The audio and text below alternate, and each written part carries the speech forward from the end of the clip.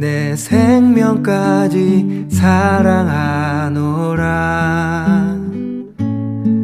나의 모든 것을 주고 싶어서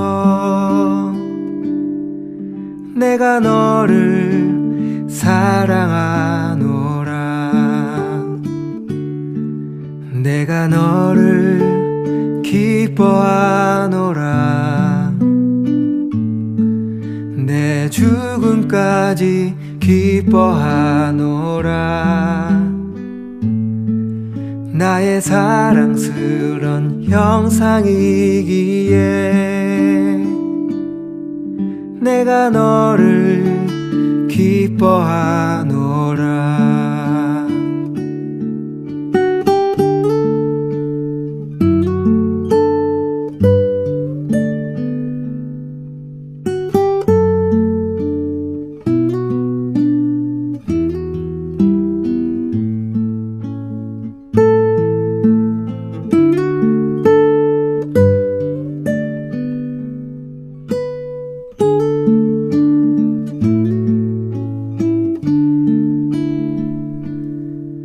내가 너를 인도하노라. 내 나라까지 인도하노라. 나의 뜻과 소원 이루어지도록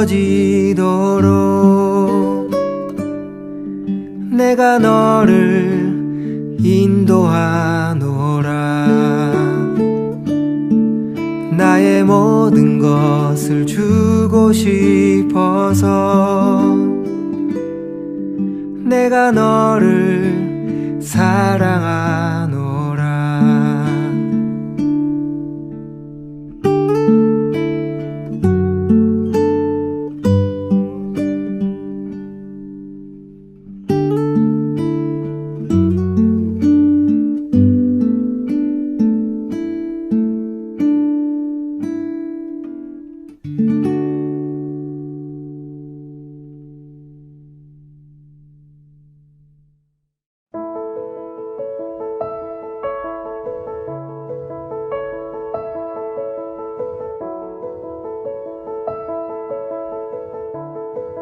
또 이르시되 어떤 사람에게 두 아들이 있는데 그 둘째가 아버지에게 말하되 아버지여 재산 중에서 내게 돌아올 분깃을 내게 주소서 하는지라.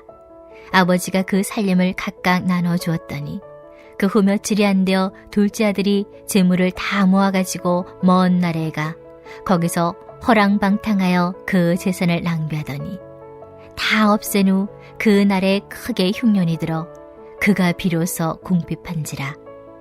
가서 그 나라 백성 중 한 사람에게 붙여 사니 그가 그를 들로 보내어 돼지를 치게 하였는데 그가 돼지 먹는 쥐엄 열매로 배를 채우고자 하되 주는 자가 없는지라. 이에 스스로 돌이키르되 내 아버지에게는 양식이 풍족한 품꾼이 얼마나 많은가. 나는 여기서 주려 죽는구나. 내가 일어나 아버지께 가서 이르기를 아버지 내가 하늘과 아버지께 죄를 지었사오니 지금부터는 아버지의 아들이라 일컬음을 감당하지 못하겠나이다. 나를 품꾼의 하나로 보소서 하리라 하고 이에 일어나서 아버지께로 돌아가니라. 아직도 거리가 먼데 아버지가 그를 보고 측은히 여겨 달려가 목을 안고 입을 맞추니 아들이 이르되 아버지 내가 하늘과 아버지께 죄를 지었사오니 지금부터는 아버지의 아들이라 일컬음을 감당하지 못하겠나이다 하나. 아버지는 종들에게 이르되 제일 좋은 옷을 내어다가 입히고 손에 가락지를 끼우고 발에 신을 신기라. 그리고 살찐 송아지를 끌어다가 잡으라. 우리가 먹고 즐기자. 이 내 아들은 죽었다가 다시 살아났으며 내가 잃었다가 다시 얻었노라 하니 그들이 즐거워하더라. 맏아들은 밭에 있다가 돌아와 집에 가까이 왔을 때 풍악과 춤추는 소리를 듣고 한 종을 불러 이 무슨 일인가 물은데 대답하되 당신의 동생이 돌아왔음에 당신의 아버지가 건강한 그를 다시 맞아들이게 됨으로 인하여 살찐 송아지를 잡았나이다 하니 그가 노하여 들어가고자 하지 아니하거늘 아버지가 나와서 권한대 아버지께 대답하이르되 내가 여러 해 아버지를 섬겨 명을 어김없거늘 내게는 염소 새끼라도 주어 나와 내 벗으로 즐기게 하신 일이 없더니 아버지 살림을 창녀들과 함께 삼켜버린 이 아들이 돌아오매 이를 위하여 살찐 송아지를 잡으셨나이다. 아버지가 이르되 예, 너는 항상 나와 함께 있으니 내 것이 다 내 것이로되 이 내 동생은 죽었다가 살아났으며 내가 잃었다가 얻었기로 우리가 즐거워하고 기뻐하는 것이 마땅하다 하니라. 아멘. 할렐루야. 오늘도 가장 첫 시간 말씀에 귀를 기울이시는 우리 모든 심령 가운데 하나님의 은혜가 가득 채워지기를 소망합니다. 어느 리서치 조사 기관에서 70대 이상의 어르신들에게 이런 조사를 한 적이 있습니다. 지금 행복하십니까? 라고 하는 질문을 했는데요. 그 중에 1위가 어떤 대답이었냐면 그럭저럭 삽니다 라고 했다고 해요. 그리고 2위가 마지못해서 삽니다 라고 했다고 합니다. 그럼 3위는 죽지 못해서 삽니다 라고 했다고 해요. 이런 대답을 종합해 보면 참 우리 주위에는 참 힘들고 어렵다라고 하시는 행복하지 않는 분들이 참 많다는 것을 느낍니다. 오늘 그러나 우리는 예수님을 믿었고 하나님의 자녀가 되었기에 우리들은 좀 달라야 되지 않을까요? 하나님의 자녀가 된 특권으로 사는 우리들이기에 그것이 귀한 줄 알기에 우리는 그럭저럭 살지 못합니다. 우리는 마지못해 살지 않게 되는 거죠. 우리는 죽지 못해 사는 것이 아니라 하나님의 생명을 받은 그 생명으로 하나님이 주신 그날까지 감사하며 사는 자들입니다. 그래서 오늘도 하나님 앞에 이렇게 말씀 앞에 서 있는 것 아니겠습니까? 원래 우리가 어떤 사람이었습니까? 우리가 어떤 은혜를 입은 사람들일까요? 오늘 본문을 통해서 다시 한번 확인해 보았으면 좋겠습니다. 12절입니다.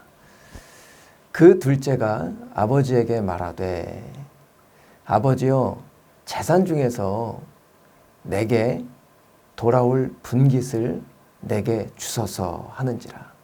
아버지가 그 살림을 각각 나눠주었더니 아멘.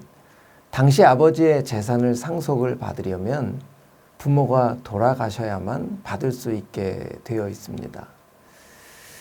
그런데 그렇게 법으로 정해져 있는 상황 가운데 이 아들은 아버지가 살아 있음에도 불구하고 미리 재산을 분배받아 갑니다.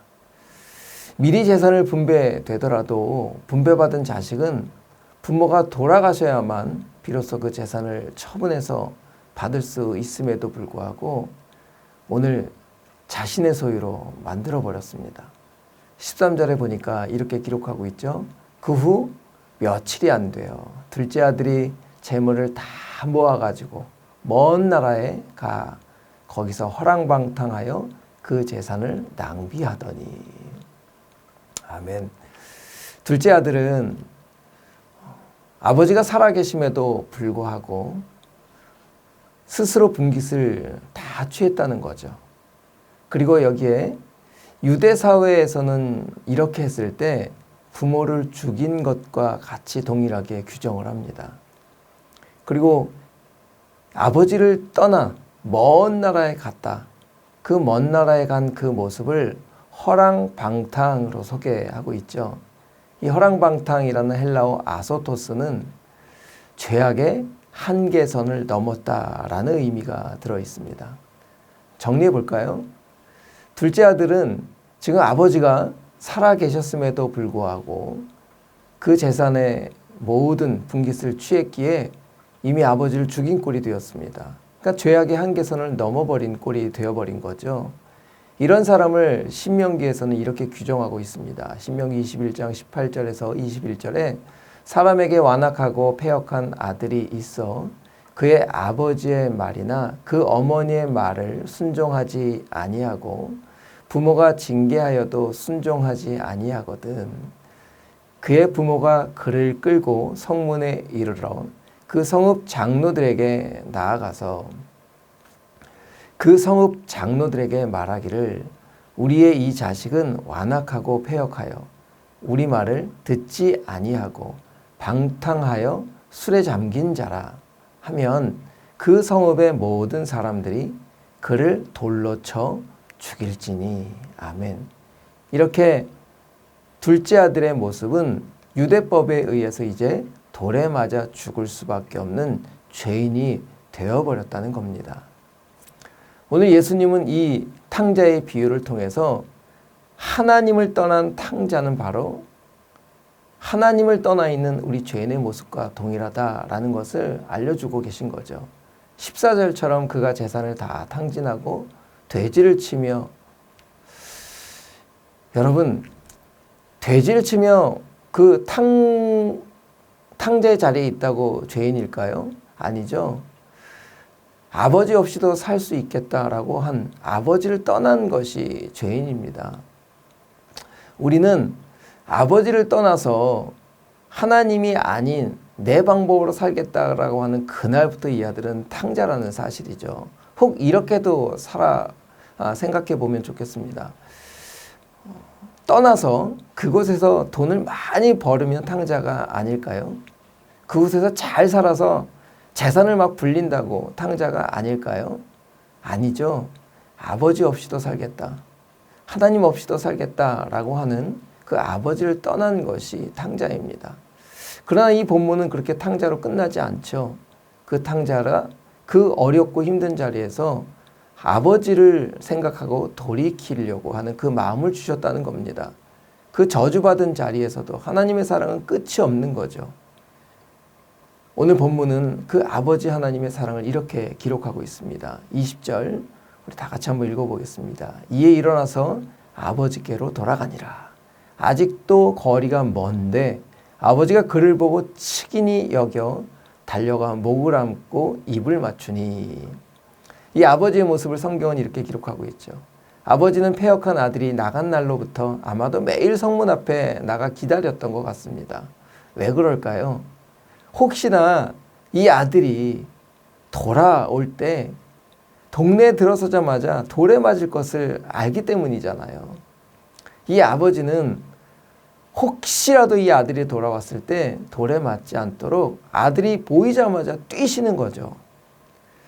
엄밀히 말해서 아버지는 아들을 기다리다가 발견하신 것이 아니라 아마 아들이 나갔을 때부터 처음부터 그 순간부터 그 자리에 나가서 아들의 삶에서 한 번도 눈을 떼지 않았던 것 같습니다. 이것이 우리 하나님 아버지의 마음이 아닐까요? 아버지는 아들을 보자마자 뛰어가 법에 의해 죽어야 할 그 아들에게 화려한 옷을 입히고 신발과 반지를 끼워버리시는 겁니다. 아들이 예뻐서 잘나서가 아니죠. 용서되지 못한 아들을 아버지가 먼저 용서해 버리시는 겁니다. 왜냐하면 법에 의해 죽어야 할 그 아들을 살리기 위해서 하나님 자신이 사형언도를 받으신 것, 우리 아들 예수님을 십자가에 죽이실 것을 확신하셨기에 이 아들을 끌어안을 수 있게 된 것입니다. 그렇게 해서 이 아들은 살아났죠. 그 은혜로 이 아들은 하나님의 자녀가 되는 특권을 얻게 되었습니다. 이 둘째 아들의 모습이 바로 우리들의 모습이고, 이 복음이며 하나님의 사랑이며 구원을 받은 우리들의 모습입니다. 그렇기 때문에 우리는 그럭저럭 사는 사람이 될 수 없죠.